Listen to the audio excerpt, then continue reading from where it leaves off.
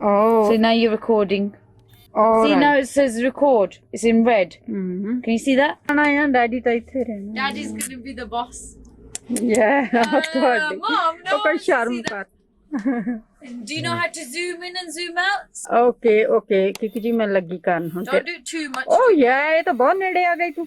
This is Mom learning how to do the camcorder, by the way. Because she did it all wrong at the...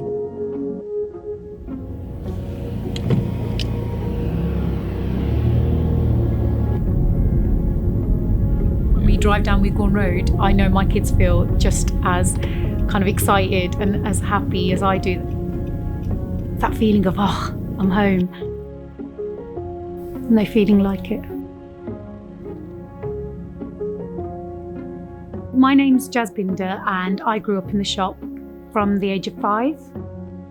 Growing up in a shop, there's nothing like it. So now my kids love coming here as well.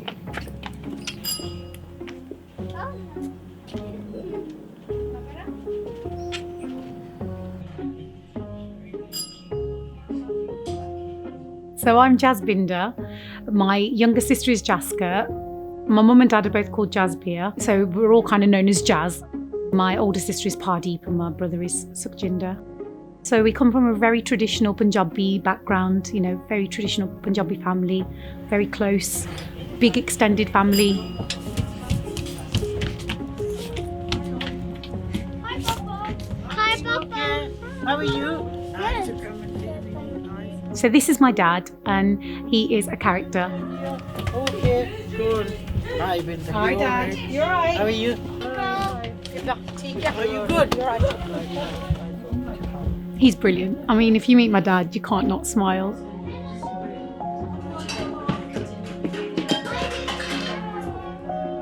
So this is my mum.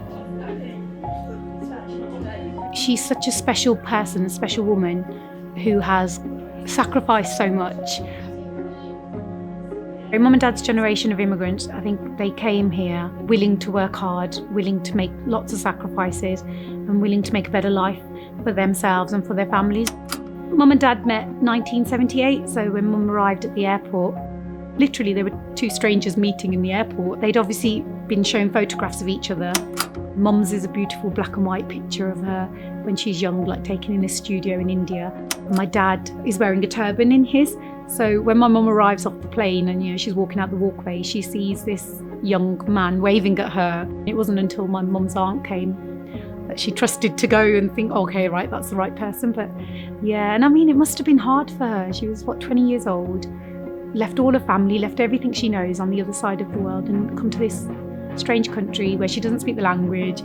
She doesn't know this person that she's really marrying. My aunts all have the same story, you know, there's countless women that have the same immigration story of leaving everything and taking a chance. And my mum's thing was she wanted a better life, you know, she wanted more than what she would get in India as a woman.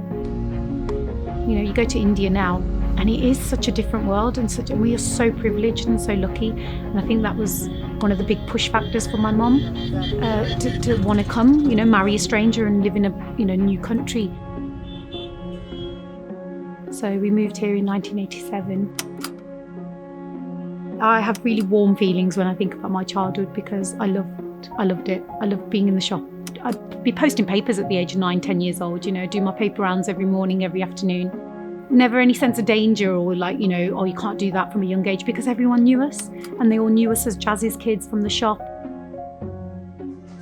So my brother was born in 1991, so we'd had the shop for a few years at that point. My dad did a massive party, got it all on videotape, and it was just this sense of like euphoria. My mum's never been happier, you know, like, you know, at last she had like, you know, a little boy, you know, after having 3 daughters. The emphasis on the patriarchy and, you know, the male heir, if you like, it's such a major thing in our culture.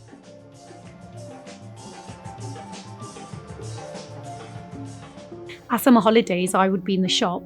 You know, my mum was busy looking after my brother who was a baby, and, you know, my older sister was always the one that kind of helped mum in the house and I did the shop. My sister struggled a bit more because she was older. And it's the thing of being different at that age is tough.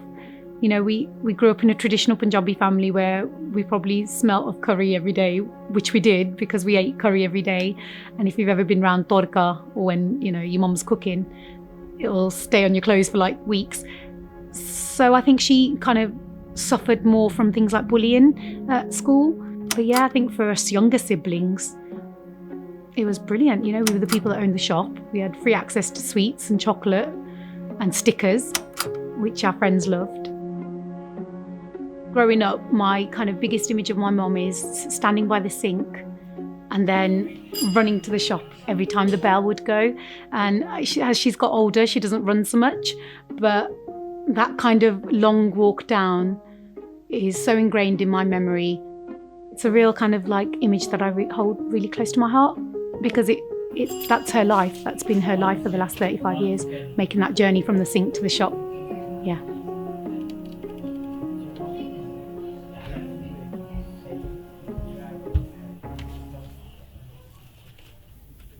Oh, hello. All right. I mean, she doesn't like being photographed and she's not very like a show-offy person at all. So she's a very proud, kind of dominant woman who will stand there with her arms crossed and be proud of what she's built. She's a hardworking woman and she's brought us up to be independent, strong-willed women as well, you know, in a society where sometimes that was frowned upon for girls to speak up and speak out. So my dad started off driving taxis around Handsworth. His proudest moment was really when he bought his black cab. You know, he'd always park it outside the shop and, you know, the customers knew his life was driving. Like my mum was at home in the shop and my dad was here, there and everywhere driving. You know, he started driving the buses for West Midlands Travel, which again was a really proud moment for him because being a bus driver and knowing the bus route, they go past the shop every day. So it was again like one of those proud things where, you know, he loved doing that. And then sadly he was attacked where he was then blinded. So he was kind of no longer able to drive for a living, which was a really, really tough time actually, because that was hard for him and hard for us all really to see him deteriorate like that. It just meant now because he wasn't driving for a living, it was all about, you know, helping with the shop and helping my mum run the shop. Thank you very much. Thank you. Dad, बाहर खड़ा हो जा mummy ना पे मैं paper काट दूँगी. Okay. He's so hardworking and so loyal, you know, to us and to the shop and to my mum. He's a really inspirational person.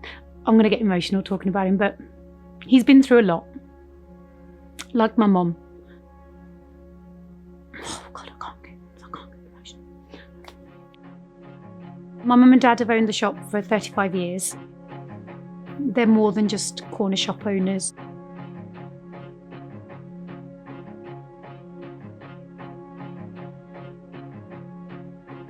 And they've done this whole thing together, day in, day out, without us now for a good, you know, for a long time. We've all got married and left because we've all moved away now, and you know, we're all married and got our own kids and stuff. We all kind of just descend on mum and dad's every Sunday and just all kind of join together and just, yeah, madness. So yeah, shut the shop early and just kind of sit in the kitchen and chat and eat. I don't know what the future holds with the shop, but I really hope that, you know, future generations continues to appreciate what we built here and what my parents built here, because it was more than just a business. It is more than just a business. I love looking at old photos of the shop to see and show my kids, like, look, this is how it used to look. Even the house has changed so much. But there's certain things that are still so similar and stayed the same. Those generational things that are still consistent with shop life. Cheese.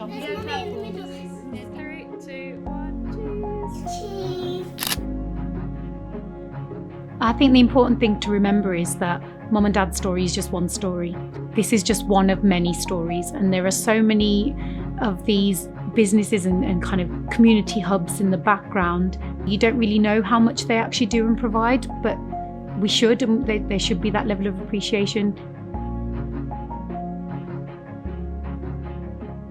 And they are local unsung heroes.